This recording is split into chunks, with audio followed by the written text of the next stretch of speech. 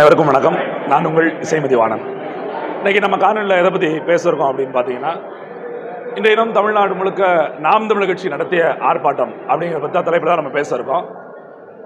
ஏற்கனவே அண்ணா பல்கலைக்கழகத்தில் ஒரு மாணவிக்கு பாலியல் வன்கொடுமை நடந்தது எல்லாருக்குமே தெரிஞ்சதா. அதில் அரசாங்கம் தொடர்ச்சியாக அதை இருட்டடிப்பு செய்கிற வேலையை செய்கிறதுனால எல்லா அரசியல் கட்சியிலும் அதுக்கு போராட்டம் நடத்திட்டே இருக்காங்க. அண்ணன் சீமான் அவர்கள் கூட ஏற்கனவே அறிக்கை கொடுத்துட்டாங்க.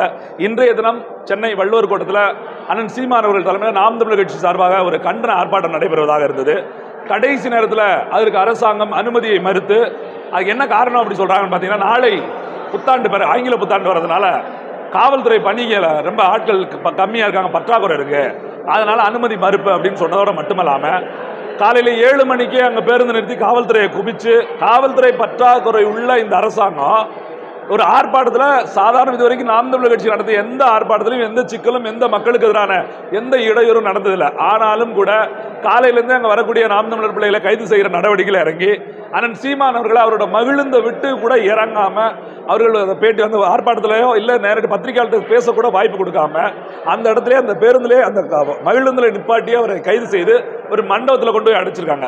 இல்லை திட்டமிட்ட வேலை என்ன அப்படின்னு பார்க்குற போது, ஏற்கனவே அந்த பாலியல் பிரச்சனையில் இந்த அரசு நடத்த நடவடிக்கை என்ன, அங்கே இருக்கக்கூடிய இதில் அந்த பாலியல் பிரச்சனைக்கு முக்கிய காரணம் என்னவா இருக்கு? எல்லாருமே என்ன சொல்றாங்க, அண்ணாமலை அவர்கள் பெண்களோட பாதுகாப்பை எங்களால் தடுக்க முடியாமல் போயிடுச்சு, கொண்டு வர முடியாமல் போயிடுச்சு, அதனால நானே சாட்டையில் அடிச்சுக்கிறேங்க இங்கிட்ட இன்னொன்று அறிவிக்காரு.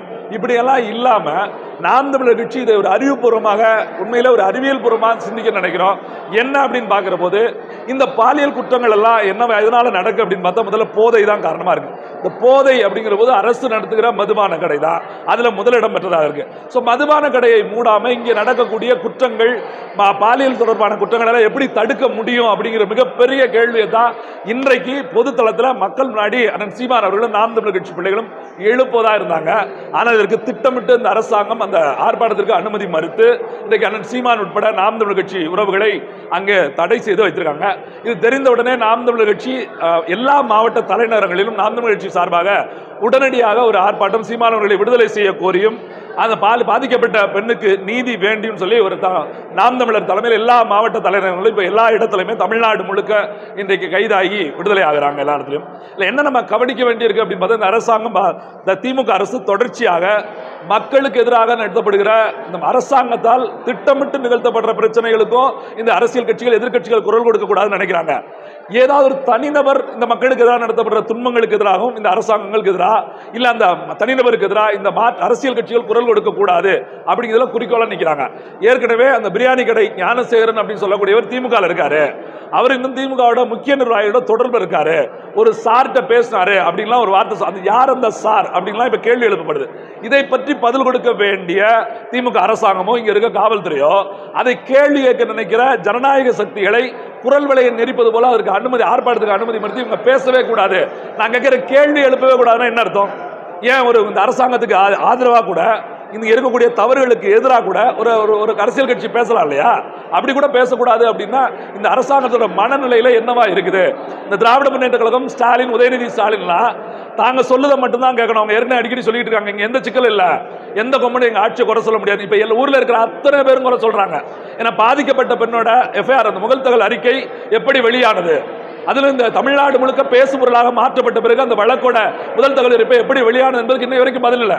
இன்றைக்கு வழக்கை நீதிமன்றமே தாமாக முன்வந்து எடுத்த பிறகுதான் பாதிக்கப்பட்ட பெண்ணுக்கு 25 லட்சம் நிதி இழப்பீடும், அதை 3 ஆண்டு கால படிப்புக்கான தொகையையும் அரசாங்கமே பார்த்துக்கிறோம், அதாவது கல்வி நிறுவனமே ஏற்றுக்கொள்ளும் அப்படின்னு சொல்லியிருக்காங்க. ஒருவேளை இந்த பிரச்சனை பேசு பொருளாக மாற்றப்படாமல் இருந்திருந்தால் தமிழ்நாட்டில் எங்க ஒரு மூலையில ஏதோ ஒரு காவல்துறை பாதிக்கப்படுவது போல ஒவ்வொரு இடத்துல ஏன் இதே காவல்துறையில் வேலை பார்க்கக்கூடிய பெண்களுக்கு கூட அநீதி நிகழ்த்தப்படுகிறது, பாலியல் பிரச்சனை நிகழ்த்தப்படுகிறது, அவங்க மேல் நடவடிக்கை இல்லையே. இன்னைக்கு பாருங்க, ஒரு காணொளி தமிழ்நாடு முழுக்க பரவுது சமூக வலைதளங்களை. ஒரு பாட்டியம்மா தமிழ்நாடு முதலமைச்சர் இருக்கக்கூடிய ஸ்டாலின் அவர்கள் படத்தில் இருக்கக்கூடிய படத்தை வச்சு எரிகிற மாதிரி அந்த காணொளி பரவுது. அந்த காணொலியை வெளியிட்ட கன்னியாகுமரியை சார்ந்த நண்பர் மீது வழக்கு பதிவு செய்து சிறையில் அடைக்கிறாங்க. அந்த காணொலியில் இருக்கிற அந்த பாட்டி, அந்த ஆயாமா இருக்காங்க, அவங்களை தேடுகிற வேலையில அந்த காவல்துறையை முடுக்கி விட்டுருக்காங்க. இப்ப இந்த தேடல் பணியை செய்கிற இந்த அரசாங்கம் அந்த பாலியல் துன்பத்திற்குள்ளான அந்த கூடுதல் இன்னொரு நபரை கைது பண்ற வேலையில் இறங்கி இருக்கணும்ல. அப்ப இந்த அரசை எதிர்த்து யாருமே பேசக்கூடாது. இந்த வழக்கு கொடுத்தது யாரு?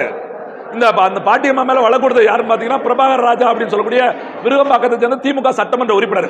இவர் யாருன்னு பாத்தீங்கன்னா, ஒரு ஆண்டுகளுக்கு முன்பு கனிமொழி தலைமையில பெண்களுக்கான கூட்டம் திமுகவோட கூட்டம் நடக்கும் போது அந்த கூட்டத்தில் திமுகவோட இளைஞரணி பொறுப்பில் இருக்கவங்க அங்கே பாதுகாப்பு பணியில் ஈடுபட்ட பெண் காவலர்களுக்கு பாலியல் சிக்கல் கொடுத்தாங்க. அந்த பெண் புகார் கொடுத்த போது அதுக்கு ஒப்புக்கு சப்பானியா பஞ்சாயத்து பேச போனவர் அந்த சட்டமன்ற உறுப்பினர் பிரபாகர் ராஜா. அவர் இன்னைக்கு வயதான ஒரு பாட்டியின் மீது நடவடிக்கை வேண்டும் என்று மனு கொடுத்திருக்காரு, ஒரு புகார் கொடுத்திருக்காரு. அந்த புகாரின் மீது நடவடிக்கை எடுக்கிற இந்த அரசாங்கம் பாதிக்கப்பட்ட பெண்ணுக்கு நீதி கிடைப்பதற்கு என்ன நடவடிக்கை எடுத்தது அப்படிங்கிறதா நாங்கள் முன்வைக்கிற கேள்வி.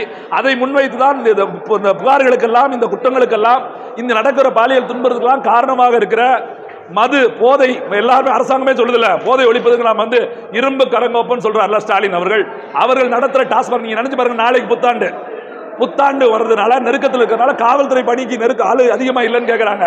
அப்ப புத்தாண்டு வருதுல, எவ்வளவு குற்றங்கள், கிரைம் நடக்கும். நீங்க சாராய கடை 2 நாள் 3 நாள்ல மதுபான கடை மூட வேண்டியது அரசாங்கம் தானே இருக்கு. இப்படி செய்ய வேண்டியதை செய்யாம மற்ற நடவடிக்கை எல்லாம் முன்னின்று பார்த்துக்கிட்டு மக்களுக்கு தேவையானவற்றை, மக்களுக்கு அத்தியாவசியம் என்று செய்யாம அதுக்கு எதிராக நடந்துகின்ற இந்த அரசாங்கத்தை நாம் வன்மையாக கண்டிக்கிறோம். அதே போல இந்த கைது, இந்த முடக்கம், ஜனநாயகத்தோட குரல் வலையை நிலைக்கிறதுனால மட்டும் நாம் தமிழ் கட்சி இங்க முடக்க முடியாது. விட்டிருந்தா அண்ணன் சீமான் ஒரு இடத்துல பேசியிருப்பாரு. இன்னைக்கு தமிழ்நாடு முழுக்க நாம் தமிழ் கட்சி இவ்வளவு பெரிய போராட்டங்கள் நடந்திருக்குது.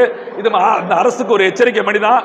தொடர்ச்சியா அந்த பெண்ணுக்கு நீதி கிடைக்கிற வரை நாம் தமிழ் கட்சி சீமான் அவர்களும் இந்த கோரிக்கை களத்துல, இந்த போராட்ட களத்துல நிற்பாங்க அப்படின்னு தெரிஞ்சுக்கணும். நன்றி, வணக்கம்.